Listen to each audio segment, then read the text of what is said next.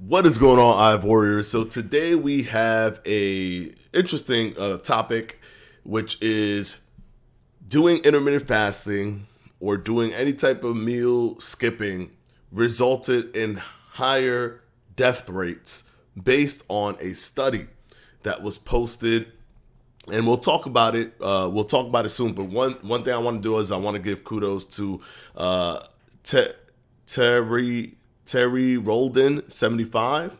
He wanted to see what my thoughts would be on this study. He said, I wanted to hear your thoughts on the fasting study that states fasting can lead to early death. I could not find the study, but I found an article discussing it, and it was being discussed on Apple.news. Now, this is where my plight for why buzz titles and buzzwords and things that people know that will get a community riled up or interested or to click through to read your article is if there's like these polarizing study takes or study results that you could be like, oh, this study this study states that intermittent fasting can lead to early deaths. This is crazy. And then that makes people go, oh, well, intermittent fasting, because the study says it must lead to early deaths without actually looking at the study itself and understanding what that study is saying. And it's almost irresponsible for those articles to even do that because they know what's going to come of that. They know what's going to happen if they break it down that way. It's one thing to have the buzz title, but then if you don't really break it down to even to in layman's terms, but break it down to in a way where people understand the pros and cons of what's actually being extrapolated from those studies so that they can make a more informed decision on what to do next, right? So first of all, I want to thank him for bringing this up. I did find the study. I have the study right here. It was posted in the Journal of the Academy of Nutrition and Dietetics. Dietetics. Here's the thing. This study was using the National Health and Nutrition Examination Survey from 1999 to 2014, and I've talked about the National Health and Nutrition Examination Survey many times. They use so many. This is basically a call-in questionnaire examination survey. They started in 1999 and ended in 2014, and they basically have asked them so many things. So many things have been asked of these participants from this. So they test like, oh well, what are correlations that we're seeing or causations that we're seeing regarding their health and their deaths as well.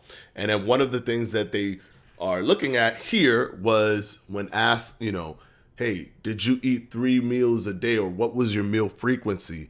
They saw that those who ate less, who probably, just ate 1 meal a day or skipped breakfast or even just skipped dinner or whatever it is, they tend to have higher death rates by sometimes even 80%, others by like 40% more, depending on if it was that they skipped breakfast or if it was that they skipped dinner, what have you, right? And it had a 185,398 person years of follow-up period. So these people were constantly following up over the course of these years, right? 1999 to 2014. A few caveats that a few things that you could already take out of this beginning portion on the participant settings and how many participants, 24,000 adults over the age of 40 years old, and the fact that this happened around 1999 to 2014. Intermittent fasting, right, was not mainstream or in the public zeitgeist, or not really in the public zeitgeist, but in the public awareness for health and fitness until roughly around 2016, where it started to gain some traction, but really exploded around 2018, 2019, 2017, it was growing. But until around 2016, bare minimum, intermittent fasting was not even a thing it was known that there was an understanding of it, but it wasn't very mainstream. It wasn't popular. It wasn't something that was in the public consciousness the way, for example, eating multiple meals per day was before intermittent fasting started to come into the forefront with other diets. So 1999 to 2014, do you think that the majority of people that were doing one meal a day, or the majority of people that were doing skipping dinner or skipping breakfast or whatever, and doing intermittent fasting, do you think that they were doing it on purpose? Do you think they were doing it with an intention to do it for physical health, for health and fitness? Do you think that was what was going on? Or do you think that there were other elements that were causing them not to be able to eat multiple times a day? And then with that understanding, what would lead to cardiovascular disease? Because that's what they saw. They saw a higher risk of cardiovascular disease. And then with the groups that were skipping dinner and skipping lunch, they saw a higher risk for all-cause mortality, which means anything that would kill them. It doesn't matter if it was because they were smoking or whatever it is, they died earlier than those who were doing 3 meals a day. It was more likely that those who were with higher meal frequencies were doing it and also living a healthier lifestyle, because that was what was being pushed at the time during this time frame as the healthier way to rev up your metabolism or do what you need to do to get your nutrition and so on and so forth. So they lived a healthier lifestyle, or they were more likely to live a healthier lifestyle. Do you believe that these people that were doing intermittent fasting and doing 1 meal a day were doing it on purpose and living a healthy lifestyle? No. This is the problem with these kind of studies. A lot of people take. I don't know how to respond to that.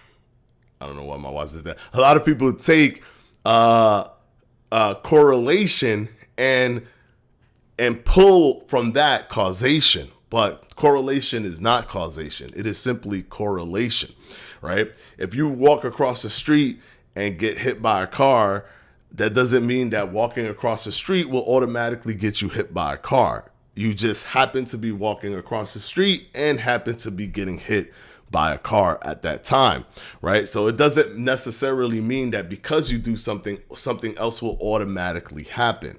It is just correlated. It is not the cause of this. And I could actually show you within the study itself, when we look at the results, and they talk about it here. They show most participants, 56.7% of the participants, all 24,000, they ate 3 meals per day, which was the consensus at the time from 1999 to 2014. Compared with participants with 3 meals per day, participants eating fewer than 3 meals per day were more likely to be younger, men, non-Hispanic, Black, with less education and lower family income. So that means quality of food is probably not as high because it costs more for higher qualities of food. Current smokers, heavy alcohol drinkers, higher physical activity levels, lower total energy intake, and lower diet quality, food insecure, and higher frequency of snacks. So they were not just not eating, they were not just skipping meals, they were also eating lower quality meals. They were also they were smokers, right? They were heavy alcoholic drinkers. So they weren't even living a healthy overall healthy lifestyle. Therefore, there were issues, right? There were issues with, There were issues with their lifestyle in general. There were issues with their lifestyle in general. They tend to be younger. They were less educated, lower income, current smokers, right?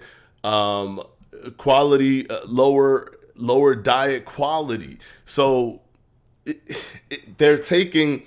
See, if somebody sat back and looked at this, and if they posted this in a like Apple News or whatever, wherever they posted it.